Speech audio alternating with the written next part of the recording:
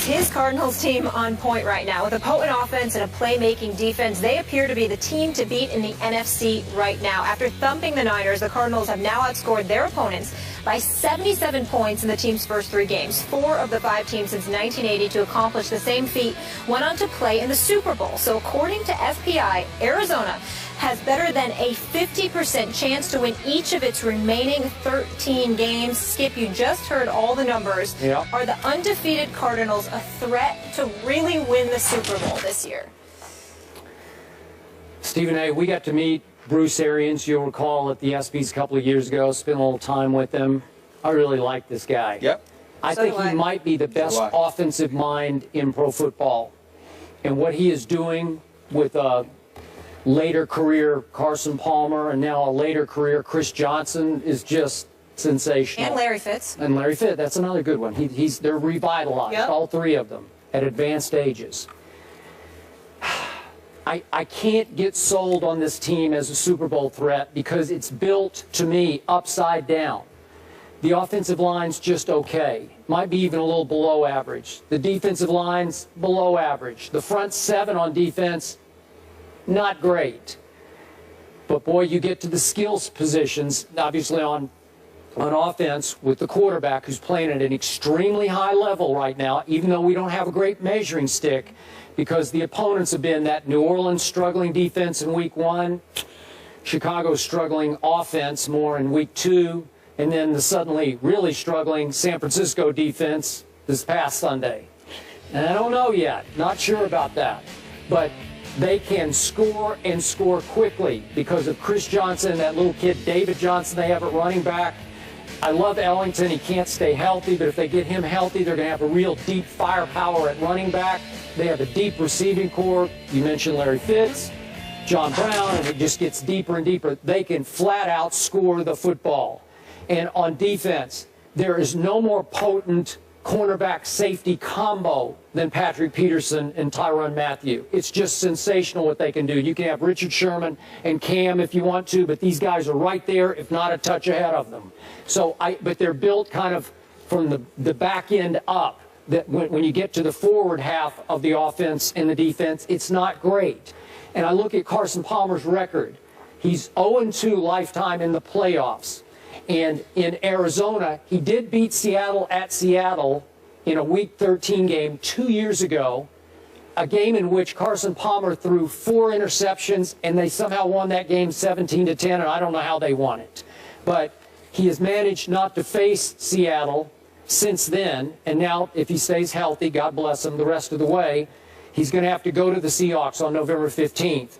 They also go to the Steelers before that. Then they close with at Eagles, then Packers on December 27th, which could be a great matchup, and then Seahawks at home on January 3rd. Could be another great matchup. I want to see Carson Palmer against the premier competition because we haven't seen a lot of that in his time being upright in Arizona. He lasted 6 games last year, and they really didn't play anybody of note in those 6 games. So I just need to see a little bit more. I root for Bruce Arians. I root for Carson Palmer. They're fun to watch, but are they built to last? I'm sorry, I'm not sure about that. Skip Bayless, I'm with you. I'm not sure about it either, but I think I'm a tad bit more positive about them than you are because where you and I differ is that you think the offensive line is so-so. I'm not willing to go that far. I'm willing to give them a little bit more props than that, whether it's this kid Cooper, whether it's Valde only gave up a sack last year. I mean, I'm just looking at some of these guys, and then Uapati they got in the offseason. I believe that's how you pronounce his name. Mm-hmm. Consider this, Skip Bayless. You have a situation where Carson Palmer has only thrown 1 or 2 interceptions on the season. He's only been sacked 1 time, and a trio of Ellington, and he's got to get back healthy, along with David Johnson and Chris Johnson, are each averaging better than 4 yards a carry out of the backfield running the football for this team. So if you give me an offensive line and you show me that every running back is averaging over 4 yards a carry, and you combine that with the fact that they've only surrendered 1 sack on the year, I got to give props where props is due. I said Carson Palmer only threw 2 interceptions. It was 2 interceptions that he's only thrown. He's already thrown 9 touchdown passes, which brings in another guy's name into the equation. Larry Fitzgerald came out of nowhere. He's usually your wideout. Once upon a time, one of the elite wide receivers in the game. But Bruce Arians had to sit down and have a talk with that man to let him know that father time, age, attrition is catching up to you just a little bit. I still can utilize you and make you a vital component of this offense, but you need to roll with what I'm trying to do. So now you see Larry Fitzgerald playing more in the slot, more so than he's playing on the outside. When you can look at that, and then you notice that he's got 28 receptions. I mean, what is it for here? Let me look at this number here, right here, Skip. He has 5 He's got TDs. 28 receptions for 333 yards, averaging 14.5 yards a catch. We didn't think that we would see those kind of numbers from a Larry Fitzgerald again, but that's what we're seeing. So if you've got Larry Fitzgerald with a John Brown who's got 17 receptions all of himself, and then you look at the trio of running backs, and you look at the fact that Carson Palmer can fling that football, particularly long range. Granted, first 3 games, New Orleans, 31 points, Chicago, 48 points, San Francisco, 47 points. We'll see what's going on. But when you talk to all the NFL experts, which I do constantly, particularly on my radio show, what they say to me, Skip, is this. Every time I bring up the Cowboys or I bring up Green Bay, they always say, don't forget Arizona.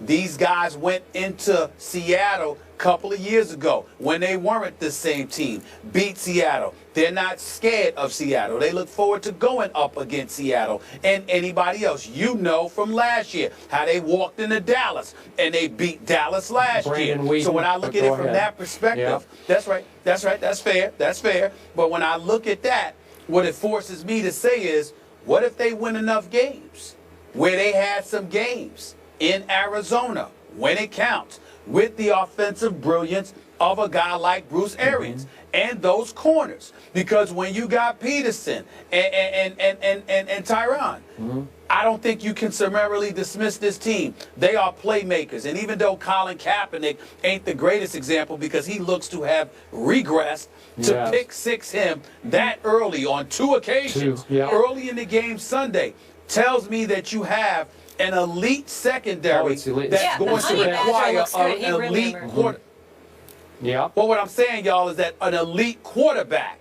is going to have to beat them, and that's by playing elite, not just being elite. You have to play elite against them, and that's what I think makes them very, very interesting. Okay, so your Super Bowl pick is Seattle.